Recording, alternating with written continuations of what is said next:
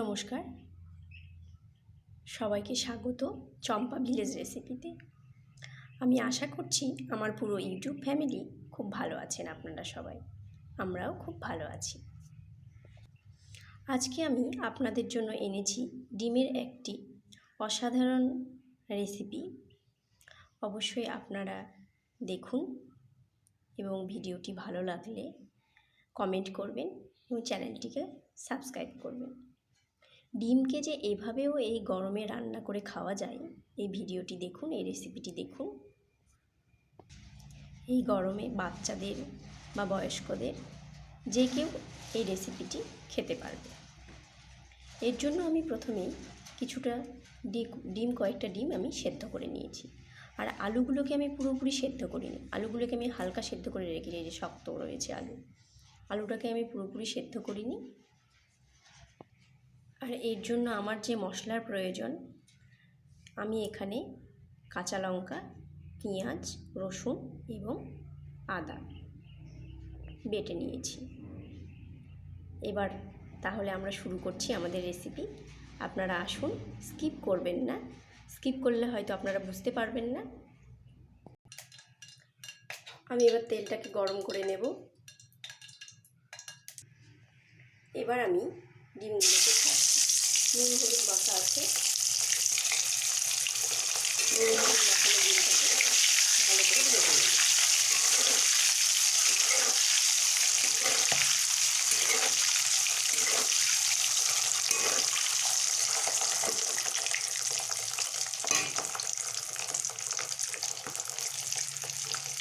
ডিমটাকে বেশ লাল লাল করে ভেজে নেব।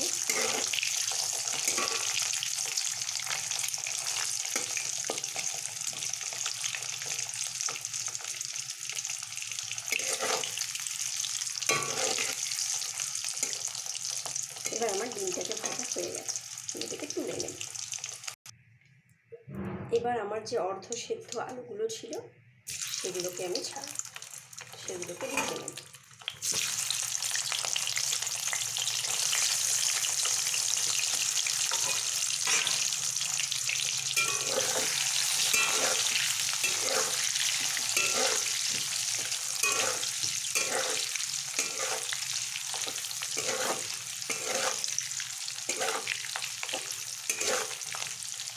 আলুগুলোকে একটু ডিপ ফ্রাই করে ভেজে নেব।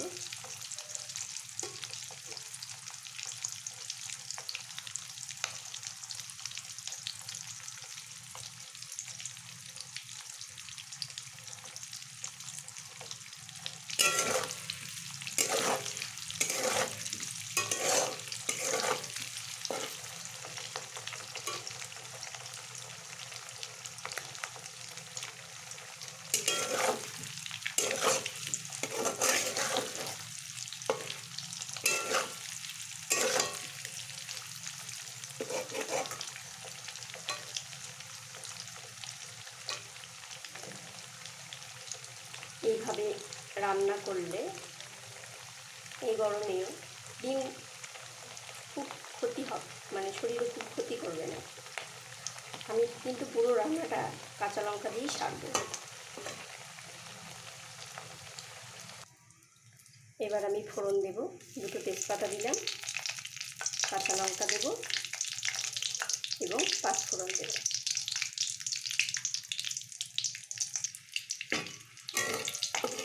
ফোড়নটা যতক্ষণ ভাজা না হচ্ছে ততক্ষণ নাড়বো।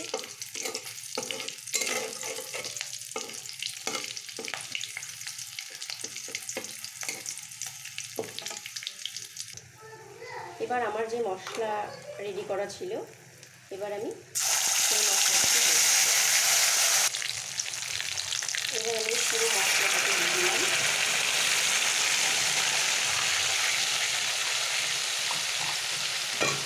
এখানে আমি আরও কিছু অ্যাড করব। এবার আমি হলুদ দেব, এবার আমি নুন দেব,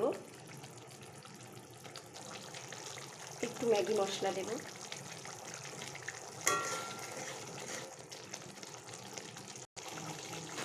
একটু জিরে গুঁড়ো দেব। আমার আগে থেকে কুচানো টমেটো ছিল, সেগুলোকে দিয়ে দিলাম।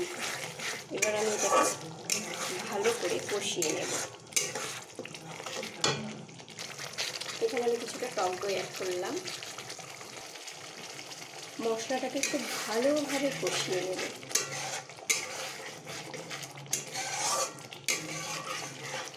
এইভাবে রান্না করলে বাচ্চারা চেয়ে চেয়ে খাবে।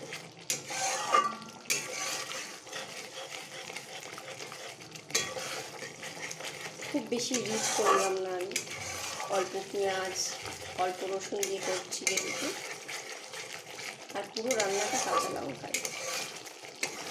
আপনারা হয়তো দেখলেন আমি কাঁচা লঙ্কা ফোড়ন দিয়েছি, এবং আমি যে মশলাটা বেটে নিয়েছি সেই মশলাটাতেও আমি কাঁচা লঙ্কা অ্যাড করেছি। খুব ভালোভাবে মশলাটাকে কষিয়ে নেব, আর কিছুটা সময় কষিয়ে নিলে প্রায় আমার হয়েই যাবে। যতক্ষণ না তেল ছাড়ছে ততক্ষণ আমরা খুব ভালোভাবে কষিয়ে নেব। খুব বেশি কষাবো না, এটাকে ধ্যান রাখতে হবে যেন মশলাটা পুড়ে লেগে না যায়, তাহলে টেস্ট খারাপ হবে। আমার বাচ্চা তো ভীষণ পছন্দের একটি রেসিপি।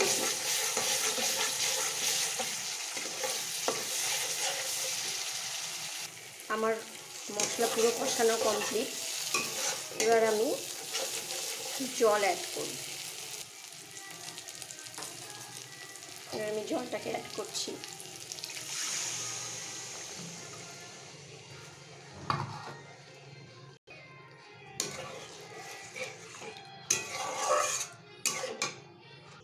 এবার আমি ভেজে রাখা আলু আর ডিমগুলোকে দিয়ে দেব।